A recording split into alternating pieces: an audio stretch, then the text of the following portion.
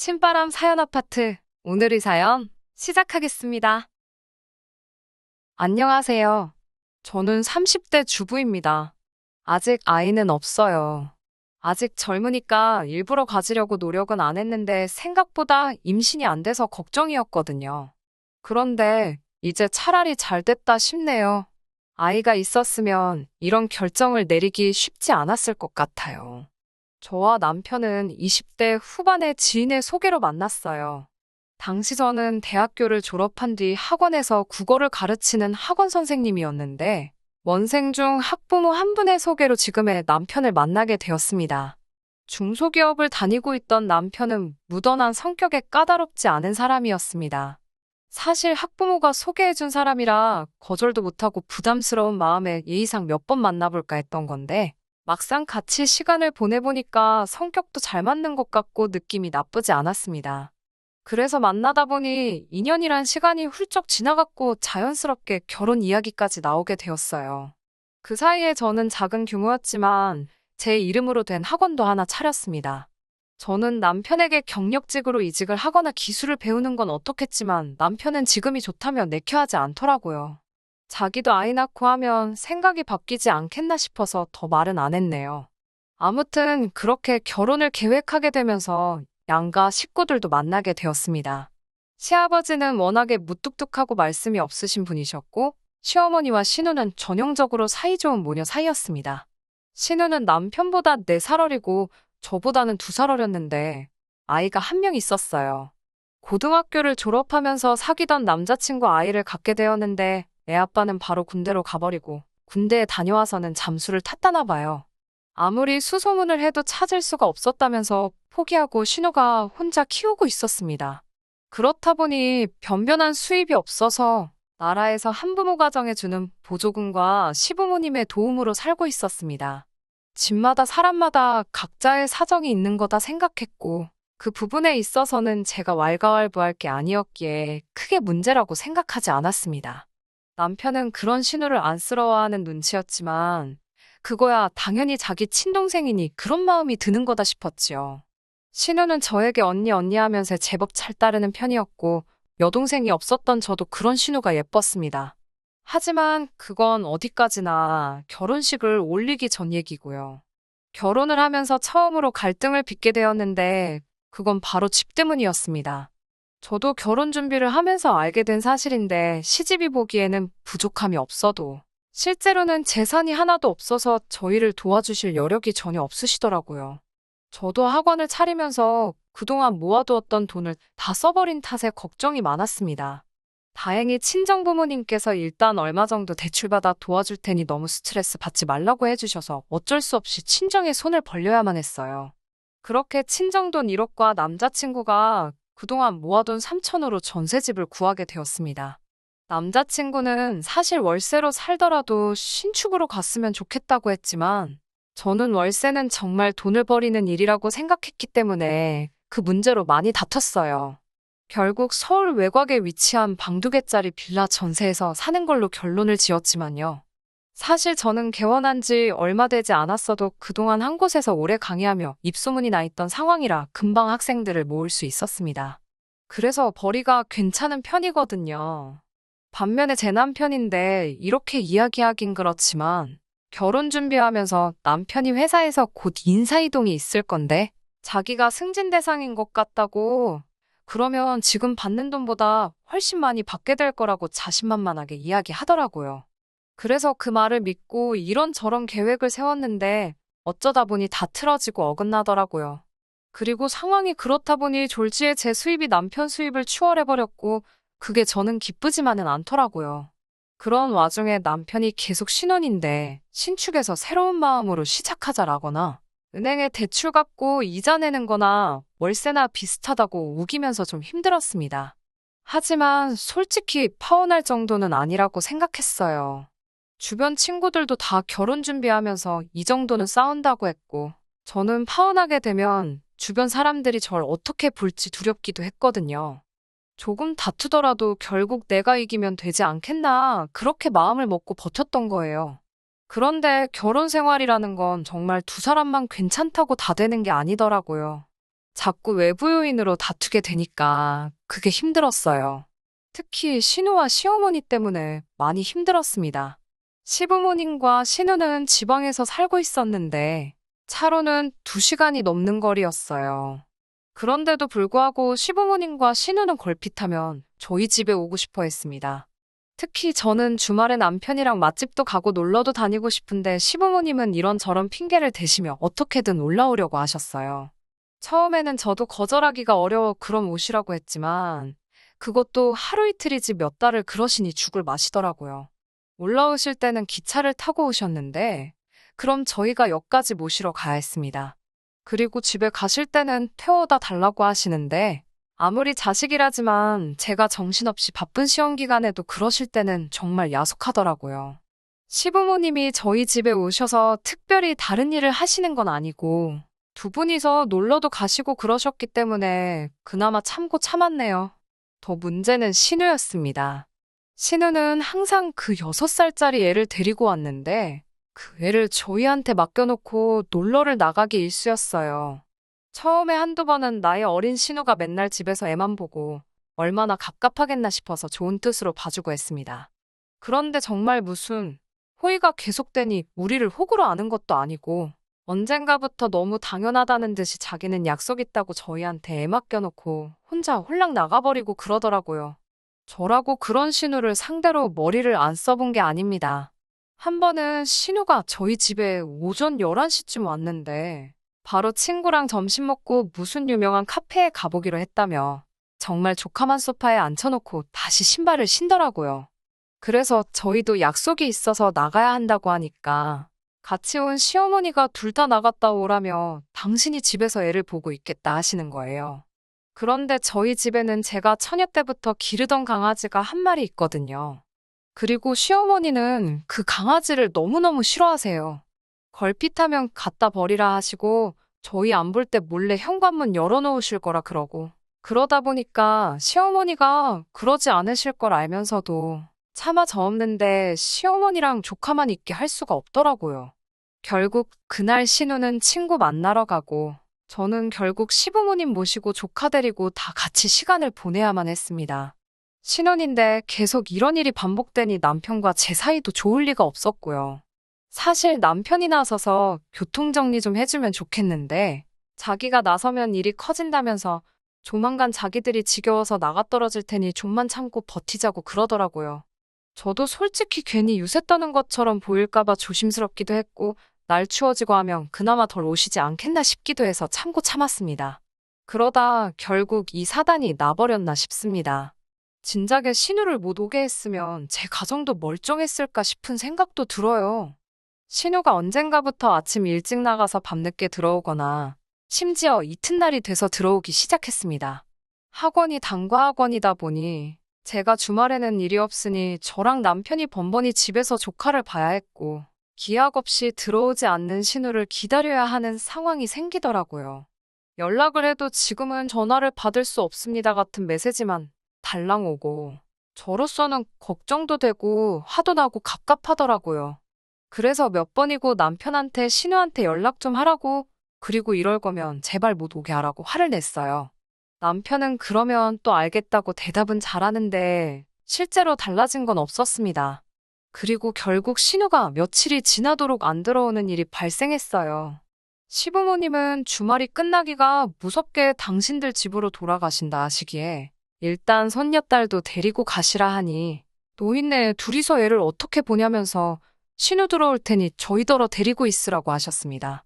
제가 저나 남편이나 다 출근해야 하는데 어떻게 애를 데리고 있냐고 하자 시어머니는 그거야 젊은 사람들이 알아서 해야 하지 않겠냐고 그러시는 거예요. 제가 신우 걱정도 안 되시냐고 신우는 연락도 안 되고 어쩌면 좋냐고 하니 다 큰애가 뭐가 걱정이냐 하시는데 뭔가 쎄한 느낌이 들었어요. 왠지 나 빼고 온 가족이 다 걱정이 없는 느낌이랄까요. 결국 얼떨결에 조카를 봐주게 되었는데 애랑 강아지만 집에 두고 도저히 출근을 할 수가 없었습니다. 남편은 6살이면 다 큰 거라고 그냥 두고 가라는데 그러다 무슨 일이라도 생기면 그 원망을 내가 어떻게 다 감당하나 싶어서 어쩔 수 없이 학원에 데리고 갔습니다. 그래도 다행히 제가 혼자 하는 학원이고 학생들도 어린 조카를 귀여워해 주었지만 언제까지 이럴 수도 없는 노릇이었어요. 학부모들이 그 사실을 알고 혹시 수업에 지장이라도 있을 거라 생각하면 학원 평판에도 문제가 생길 테니까요. 결국 신우가 돌아오지 않은 지도 사흘 정도 지났을 무렵 제가 남편한테 신우가 어딨는지 정말 모르냐고 하니까 자긴 모른다고 딱 잡아떼길래 그럼 경찰에 실종신고부터 하자고 하니까 경찰서에 가봤자 한두 살 먹은 애도 아니고 그냥 가출신고로 접수나 될 거라면서 저보고 제발 일 복잡하게 만들지 말고 좀만 기다리라고 그러더군요. 알아보니까 저 혼자서는 자격미달로 신고도 할 수 없었고요. 그나마 다행인 건 학원 방학이 다가오고 있었기에 저는 혼자서 신우를 찾아내기로 마음을 먹었습니다. 다가오는 추석에 시부모님 선물이라도 하나 해드릴까 하여 모으던 돈이 있었거든요. 그런데 신우가 이 지경을 만들어놨는데도 손 놓고 계시는 게 너무 야속하고 미워서 저는 그 돈을 신우 찾는데 쓰기로 했습니다. 그리고는 심부름센터에 가서 신우를 찾아달라고 했어요. 그리고 정말 걱정한 게 우스울 만큼 하루도 걸리지 않아서 신우를 찾아내더라고요. 신우는 저희 집에서도 멀지 않은 곳에서 머무르고 있었습니다. 찾아준 사람들 말에 의하면 남자랑 같이 있는 것 같다는데 황당하고 괘씸하더라고요. 아무리 남자가 좋아도 그렇지 어떻게 엄마란 사람이 애를 다른 사람 손에 맡기고 그러고 다닐 수가 있지 싶은 거예요. 저는 남편에게 당장 이 소식을 알려야만 했습니다. 그런데 정작 남편은 제 이야기를 듣고도 그다지 크게 놀라는 기색이 없었어요. 설마 알고 있었어? 라고 물으니 뭐 동생 일이니까 오빠가 그 정도는 알고 있었지라면서 말끝을 흐리는 거예요.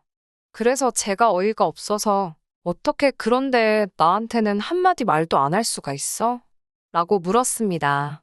그러자 말했으면 당신이 가만히 있었겠냐고 오히려 되묻더라고요. 그래도 이렇게 막무가내로 나한테 애까지 맡겨놓고 그러는 건 아니지 않냐니까. 너가 출근하는 것도 아니잖아. 이러는 거예요. 그래서 뭐라고? 나도 일하거든. 나는 출근 정도가 아니고 내 사업장 대표라고. 소리를 치니까 남편이 그거 혼자 애들 좀 가르치는 걸로 너무 어깨 힘주는 거 아니야? 라면서 갑자기 사람을 이상한 쪽으로 몰아가더라고요. 저는 신우일 가지고 남편이랑 말 섞어서 좋을 게 없겠다 싶어서 시부모님께 전화를 드렸습니다. 시부모님께 지금 어떤 상황인지 전화를 드리니 시어머니는 오히려 저에게 너는 어떻게 신우 뒷조사를 할 수 있냐면서 그건 신우를 모욕하는 일이라고 참 경우가 없다면서 혀를 차시더라고요. 그 말 수 없던 시아버지도 사람마다 각자 사정이 있는 건데 윗사람으로서 좀 기다려줬으면 좋겠지 않겠냐고 되물으시고요. 저는 어이가 없어서 다들 신우가 어떤 남자랑 있느라 며칠째 집에도 안 오고 있는데 그런 건 아무 신경도 안 쓰이시냐고 물었습니다. 시어머니는 저더러 별걸 다 참견한다면서 다 알고 있었으니까 가만히 있었지 라며 소리를 빽 지르시더군요. 저는 순간 내가 지금 뭘 들은 거지 싶었습니다.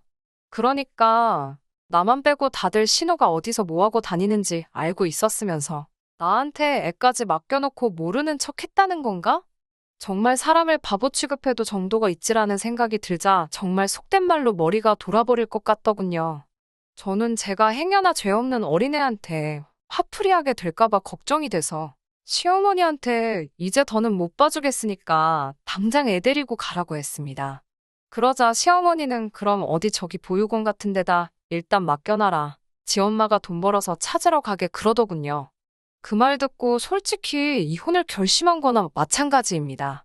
어떻게 할머니란 사람 입에서 저런 소리가 나올 수 있나요? 설령 신우가 진짜로 자기 딸을 보육원에 맡길지라도 차마 제가 조카를 그곳에 데려다 놓을 순 없었습니다. 그렇다고 제가 계속 조카를 봐주고 싶지도 않았고요. 저는 결국 신우가 남자랑 같이 있다는 그 집에 조카를 데리고 갔습니다. 그 집 앞에서 잠복하다시피 몇 시간을 차 안에 있었습니다.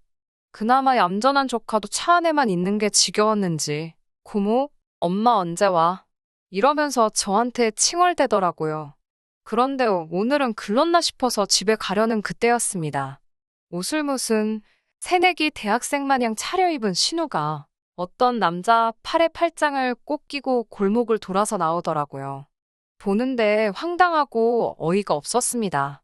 제가 조카를 데리고 차에서 내리면서 맞은편에서 오던 신우와 눈이 마주쳤어요.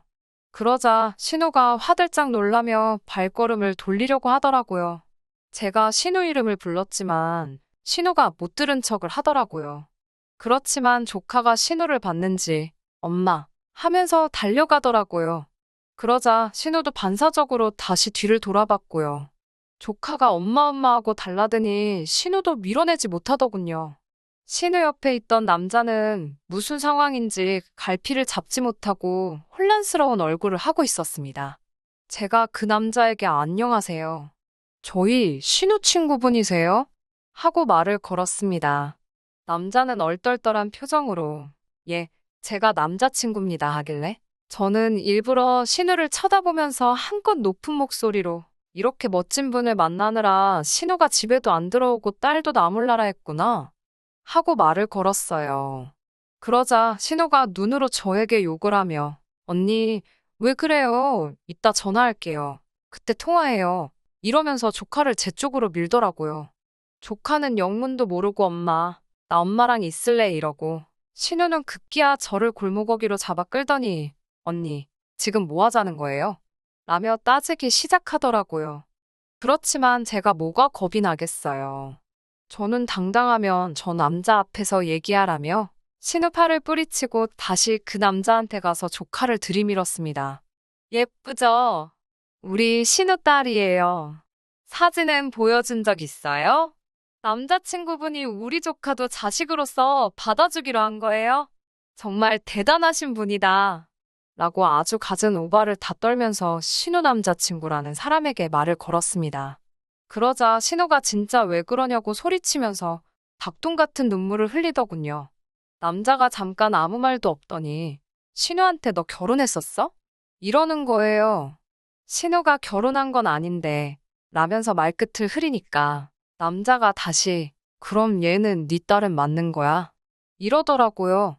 그러니까 신우가 내 딸 맞다고 미리 말 못해서 미안하다 사과를 하고 있으니 남자가 신우한테 진짜 어이없다며 비웃음을 날리더니 너 진짜 인생 그렇게 살지 말라고 뭐라 하더라고요. 어떻게 엄마라는 여자가 애도 숨기면서 남자를 만나냐고. 너 같은 여자는 트럭으로 줘도 싫다면서 남자가 아주 질색을 하고 떠나더라고요. 신우는 당장이라도 제 뺨을 칠 기세로 씩씩거리면서 내가 널 가만둘 것 같냐고 하길래 너야말로 내가 널 이쯤에서 가만둘 것 같냐고 받아쳤습니다. 그 길로 신우 품에 조카 줘버리고 집에 오니 벌써 남편은 신우한테 들었는지 아주 얼굴이 벌개져서 벼르고 있었다는 표정이더라고요. 하지만 저도 이미 이 식구들이 다 저를 바보등신으로 만들었다는 걸 알았기 때문에 일단 가족관계에 아무런 미련도 없었거든요. 그래서 그런 남편을 보고는 뭐 열받아 아주 웃기고 앉아있네 한마디 해주고선 남편 짐을 챙기기 시작했습니다. 이윽고 시모한테도 전화가 와서는 네가 기어이 우리 딸 혼삭기를 다 막았다면서? 라고 대뜸 성질부터 부리더니 너 때문에 우리 딸 인생 망쳤다고 저보고 보상하라고 악을 쓰더라고요.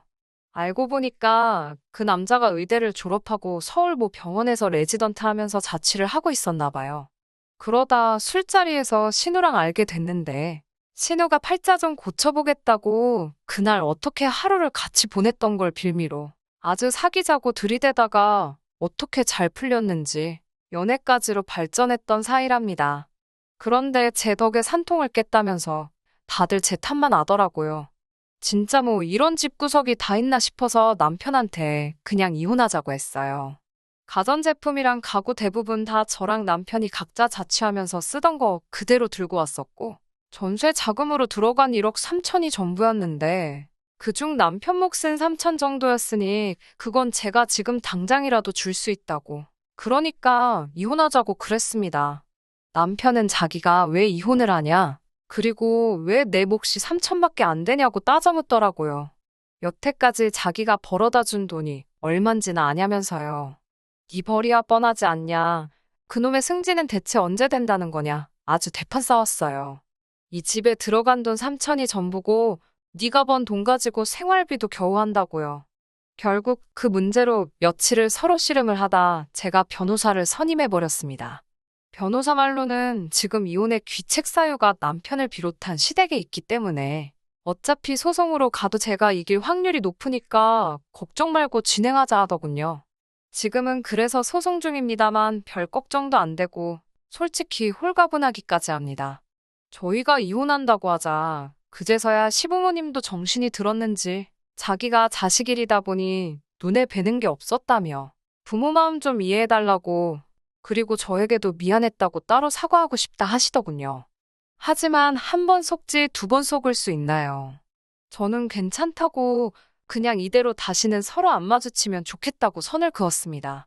그 이후에 제 귀에 들려온 바로는 신우는 그 남자한테 차인 건 물론이고 남자가 어디 인터넷 유명한 곳의 사연으로 제보까지 해가지고 정말 동네 망신을 당한 것 같더라고요. 솔직히 저는 지금이라도 신우가 마음 고쳐먹고 성실히 애 키우면 살면 좋겠습니다. 그럼 누가 아나요? 정말 그런 신우를 품어줄 좋은 남자가 나타날 수도 있잖아요. 그리고 남편은 맨날 혼자 김칫국 마시며 승진 타령 해대더니 결국 귀향이나 다름없는 지방 발령받고 고향도 아닌 지방으로 쫓겨나듯 내려가게 되었습니다. 저더러 같이 가자고 거기 가면 시부모도 없고 신우도 없고 오롯이 우리 단둘이서 아무 방해 없이 처음부터 다시 시작하자는데 그 면상에다 물 한 잔 끼얹을까 하다 인생이 불쌍해서 봐줬네요. 저요? 저는 요즘 학생들을 위한 수능 교재를 만들고 있습니다. 얼마 전에는 교육방송에서 같이 일해보지 않겠냐고 연락도 왔고요. 혼자가 되면서 쓸데없는 곳에 정신과 시간을 뺏기지 않으니까 일의 효율성도 늘고 돈도 잘 모이고 너무 좋아요. 이혼이라는 결정을 내리게 된 것에 한 점 후회가 없습니다. 한동안은 일에만 몰두하며 살아보려고 해요. 끝까지 들어주셔서 감사합니다. 오늘의 사연은 여기까지입니다. 구독과 좋아요, 알람 설정 부탁드리고 더 좋은 사연으로 다시 찾아뵙겠습니다. 감사합니다.